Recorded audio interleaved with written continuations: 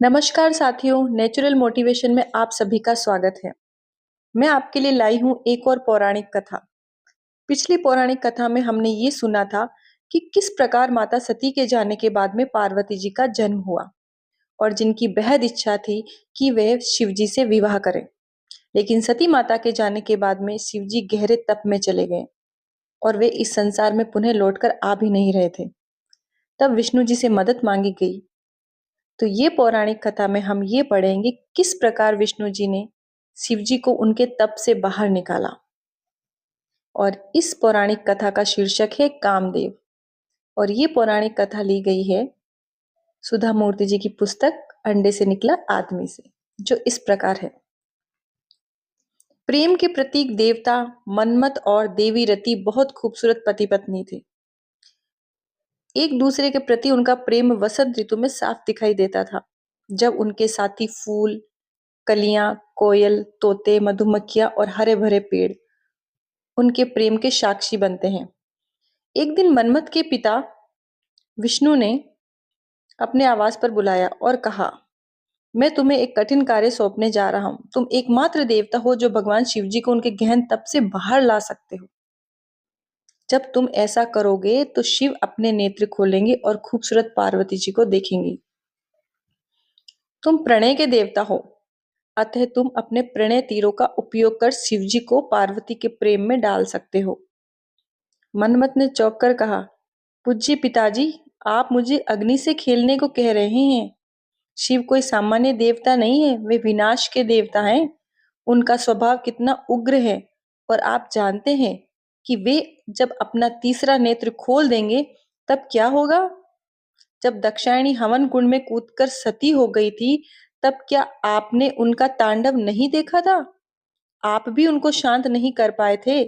और जब वे इस संसार को लगभग खत्म ही करने वाले थे, तब किसी तरह ब्रह्मा जी ने उनको रोका था। ऐसे में आप कैसे सोच सकते हैं कि मैं उनकी क्रोधाग्नि से बच जाऊंगा? हो सकता है कि ऐसा करने के प्रयास में मैं मिट जाऊं। इसलिए पिताजी, कृपया मुझे आप जाने दीजिए। विष्णु ने कड़े स्वर में कहा, मन्मथ, इस बात से इनकार नहीं किया जा सकता कि शिवजी संभवतः क्रोधित हो उठे, किंतु ये मत भूलो कि वे अत्यधिक उदार भी हैं। उन्होंने अपने श्वशुर को भी क्षमा कर दिया था और उन्हें फिर से जीवन दान दिया था। वे एकमात्र ऐसे देवता है जो अपने भक्तों को ये सोचे बिना वरदान देते हैं कि उन्हें स्वयं इसकी कितनी कीमत चुकानी पड़ेगी। उनके लिए उनके भक्त का इतना महत्व है। अगर कुछ दुर्भाग्यपूर्ण घटना घटी भी हो तो मेरा विश्वास करो, तुम्हें बचाने वाले वे पहले व्यक्ति होंगे। ये कोई सामान्य कार्य नहीं है, इस पर संसार का भविष्य निर्भर करता है। लेकिन मन्मथ और रति तब भी हिचक रहे थे। भगवान विष्णु जी ने कहा, यह तुम्हारा कर्तव्य है। तारकासुर इतनी बड़ी आसुरी शक्ति बन चुका है कि कोई उसको चुनौती देने का साहस नहीं कर पा रहा है। मन्मथ, लोग कष्ट भोग रहे हैं और अगर तुम शिव का पार्वती से प्रेम नहीं करवाते तो वह कभी उनसे विवाह नहीं करेंगे और ना ही एक पुत्र को जन्म देंगे। जिसके हाथों तारकासुर की मृत्यु होने की बात है, वह असुर अपना दमन चक्र जारी रखेगा। इसलिए एकमात्र तुम उत्तरदायी होंगे। मन्मथ समझ गए कि इस मामले में उनके पास कोई बचाव नहीं है। वे देवी रति के पास बेमन से कैलाश पर्वत की ओर रवाना हो जाते हैं और देवी रति भी उनके साथ रवाना होती है। वहां उन्होंने देखा कि पार्वती प्रेम पूर्ण नेत्रों से शिवजी को निहार रही है, जो उनकी उपस्थिति से अनभिज्ञ गहन तप में लीन है। मन्मथ ने अपना काम शुरू कर दिया। उन्होंने अपने सभी साथियों से इस कार्य में सहायता मांगी, जिसमें उनका अपना वाहन एक तोता, मधुमक्खियों का झुंड और ऋतुराज वसंत शामिल थे। कुछ ही पलों में बर्फ से ढका कैलाश पर्वत और वहां की हाड़ कपाती ठंड गायब हो गई और उस क्षेत्र में वसंत की हरियाली छा गई। बर्फ पिघल गई और स्वच्छ जल की धारा बह चली। बर्फ से ढके पत्तों में हरियाली झलकने लगी और उन पर सूरज की रोशनी पड़ने से वे चमक उठे। चिड़िया चहचहाने लगी, कलियां खिलकर फूल बन गई और उनकी सुगंध हवा में घुलकर बहने लगी। पूरा वातावरण प्रणय निवेदन के लिए बिल्कुल अनुकूल बन गया। किंतु शिवजी पर इसका कुछ भी प्रभाव नहीं हुआ। वह पहले की तरह ही अपने आसपास के परिवर्तन से अनभिज्ञ अपने ध्यान में लीन थे। लेकिन रति और मन्मथ आसानी से हार मानने वाले नहीं थे। नृत्य कला में पारंगत रति और मन्मथ ने ध्यान मग्न शिवजी के समक्ष अत्यंत मोहक नृत्य प्रस्तुत किया। किंतु वे फिर भी अपने तप में लीन रहे। उनके चेहरे पर कोई हलचल नहीं दिखी। उधर आसपास के वातावरण के सौंदर्य ने देवी पार्वती का मन मोह लिया और वे शिवजी से आंख खोलने की प्रार्थना करने लगी। दिन पर दिन बीतते गए किंतु भाग्य साथ नहीं दे रहा था और समय बीतने के साथ ही मन्मथ अपना धैर्य खोने लगे। उनकी कोई भी योजना सफल नहीं हो पा रही थी। अपने अंतिम वस्त्र के रूप में उन्होंने गन्ने से बना अपना धनुष और फूलों से सजे 5 तीर उठाए। प्रत्येक तीर में अलग अलग तरीके के फूल सजे हुए थे। श्वेत कमल, नील कमल, चमेली, आम के बोर और अशोक के वृक्ष का एक फूल। वे तीर इतने प्रभावशाली थे कि उनका हल्का सा स्पर्श पाते ही कोई भी व्यक्ति अपने निकटतम व्यक्ति के प्रेम में आकर्षित हो जाता था। मन्मथ ने भगवान शिवजी पर अपने 5 तीरों से एक साथ निशाना लगा दिया। वे तीर भगवान शिवजी से हल्के से टकराए और जमीन पर गिर पड़े। उन्होंने एकदम से अपनी आंख खोल दी। वे बिना पलक झपकाए देखने लगे। उनकी आंखें क्रोध से लाल हो रही थी। उन्होंने सोचा, किसने मेरी तपस्या भंग करने का साहस किया? और तब उनकी नजर मन्मथ पर पड़ी, जो उन्हें देखकर इस आशा में मुस्कुरा उठे कि उधर से भी ऐसा ही मित्रवत आचरण होगा। शिव को शांत देख मन्मथ ने सोचा कि उनके तीरों ने अपना असर दिखाना शुरू कर दिया। उधर मन्मथ की मुस्कुराहट ने शिवजी का क्रोध और बढ़ा दिया।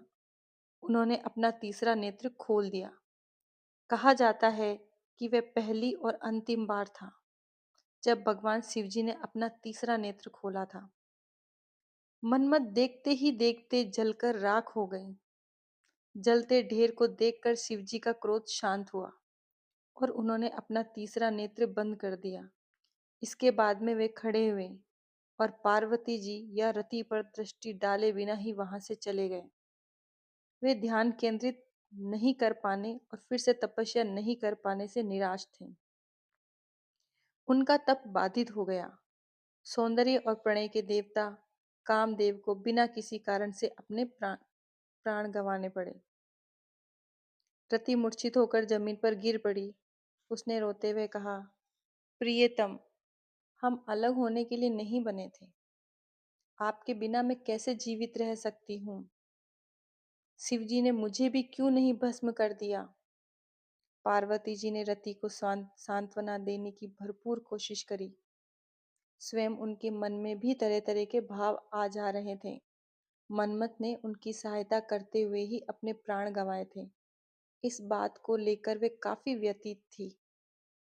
उन्होंने इस बात पर भी अपमानित महसूस किया कि इतने समर्पण के बाद भी शिवजी ने उन पर ध्यान नहीं दिया।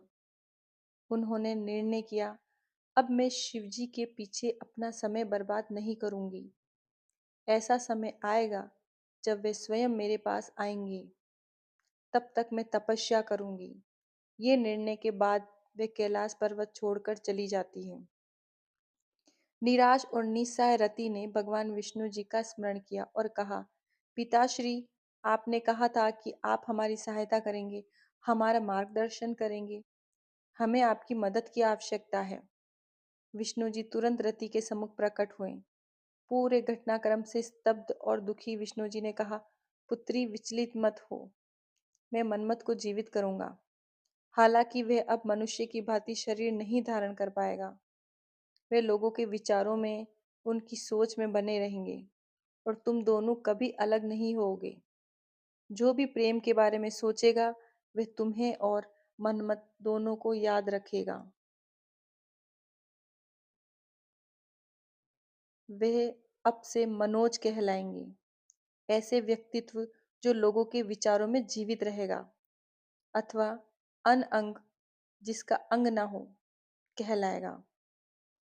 समझ संसार तुम दोनों के बलिदान को याद रखेगा। तो इस पौराणिक कथा में हमने ये सुना कि किस प्रकार शिव जी ने अपने तप से बाहर निकले। आगे की पौराणिक कथा में हम ये सुनेंगे कि किस प्रकार माता पार्वती जी ने कठोर तपस्या से शिव जी का मन जीता और इन दोनों का विवाह हुआ। तो इस पौराणिक कथा को यही विराम देते हैं। धन्यवाद।